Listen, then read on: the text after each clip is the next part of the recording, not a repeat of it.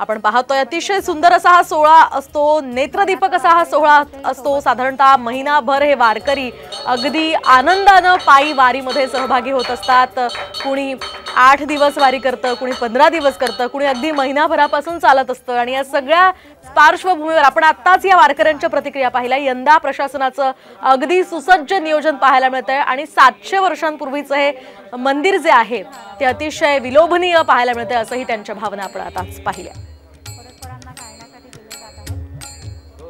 कधीपासून तुम्ही येताय की तुम्हाला मान मिळावा असं कधी वाटलं होतं? नाही, ते स्वप्नात बी नव्हतं, फक्त ते भगवानची इच्छा।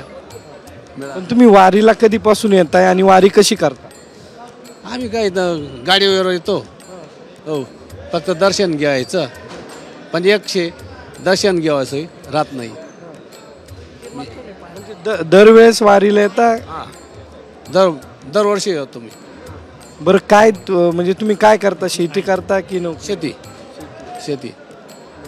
आणि सोबत तुम्ही होतात, पूजेचा मान मिळाला तेव्हा काय वाटलं? आनंद वाटला ना आम्हाला, हो, खूप आनंद वाटला।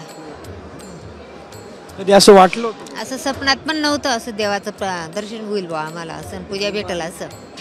हो, कितवी वारी? 5वी वारी। आणि कसं आलेली? नाही, बसवर आल्या। काय इच्छा काय होती? इच्छा काही देवाचं दर्शन करायचं आणि घरी जायचं, एवढी इच्छा होती। हे शेतकरी कुटुंब होतं आणि त्यांना खरोखर आनंद झालेला आहे। कॅमेरामॅन आदर्श कटकेसह, सागरावर, साम TV, पंढरपूर।